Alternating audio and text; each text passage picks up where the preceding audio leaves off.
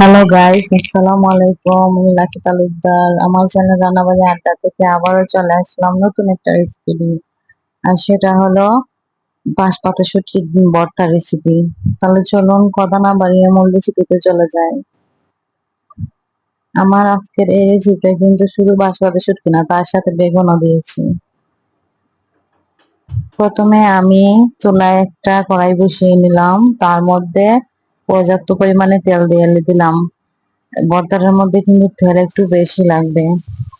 তেলটা গরম হয়ে আসলে এর মধ্যে আমি ছোট ছোট করে কেটে রাখা বেগুন, এগুলো আমি ধুয়ে পানি ঝরিয়ে রেখেছি, এগুলো দিয়ে দিলাম। দিয়ে আমি ভালো করে ভেজে নিব, ভালো করে ভাজতে হবে। এই দেখুন আমার বেগুনটা কিভাবে আমি ভেজেছি, এভাবে ভালো করে লাল লাল করে ভাজতে হবে। ভেজে আমি বেগুনটাকে কড়া থেকে উঠিয়ে নিব। সবগুলো বেগুন ভালোভাবে উঠিয়ে নিতে হবে। আমার আজকের এই রেসিপিটা কিন্তু সবার জন্য না, যারা শুটকি পছন্দ করেন না তারা একটু দূরে থাকবেন, আর যারা পছন্দ করেন তাদের তো কোনো কথাই নাই।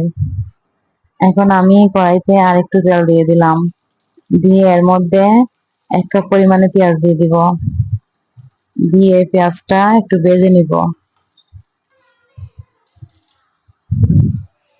এই দেখুন আমার পেঁয়াজটা কিন্তু ভাজা হয়ে এসেছে।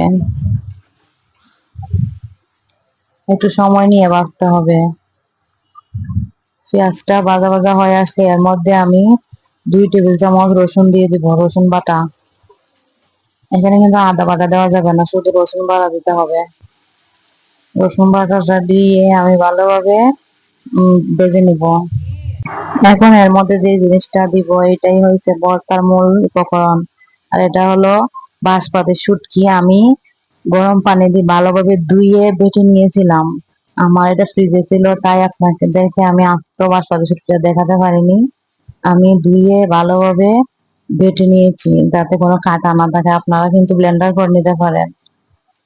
এই বাটা শুটকি আমি 2 টেবিল চামচ দিয়ে দিলাম, দিয়ে ভালোভাবে মিশিয়ে নিলাম।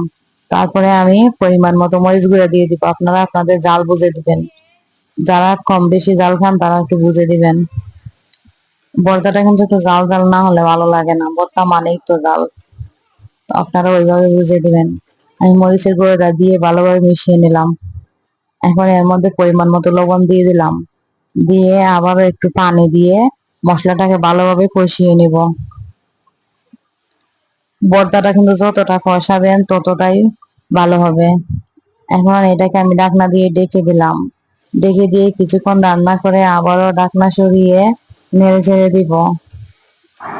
আসলে ভালোভাবে রান্না করে নিতে হবে অনেকক্ষণ সময় নিয়ে। এখন যখন তেলটা মশলার উপরে ভেসে উঠেছে, এ পর্যায়ে আমি ভেজে রাখা বেগুনগুলো দিয়ে দিব, দিয়ে ভালোভাবে মিশিয়ে নিব। ভালোভাবে মিশাতে হবে।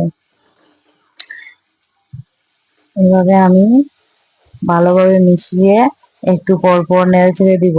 নাড়তে হবে কিন্তু চুলার আঁচটা এই পর্যায়ে মিডিয়ামে রেখে নাড়াচাড়া করতে হবে, লো মিডিয়াম। এখন এই যে আমি ঢাকনা দিয়ে ডেকে দিয়েছি, আবারও ঢাকনা সরিয়ে নেড়ে দিচ্ছি, মানে একটু পর পরই নেড়ে দিতে হবে, না হলে পুড়া লেগে যাবে। আমি এভাবে কিছুক্ষণ পর পর নেড়ে নেড়ে দিব। নাড়তে নাড়তে এক পর্যায়ে দেখবেন ভর্তার কালারটা চেঞ্জ হয়ে এসেছে। দেখুন আমার ভর্তাটা কিন্তু অনেকটা হয়ে এসেছে, কালারটা অনেক সুন্দর হয়েছে, দেখুন মাশাআল্লাহ। তো গাইস আমার ভর্তাটা কিন্তু হয়ে গেছে, এখন শুধু পরিবেশন করার পালা।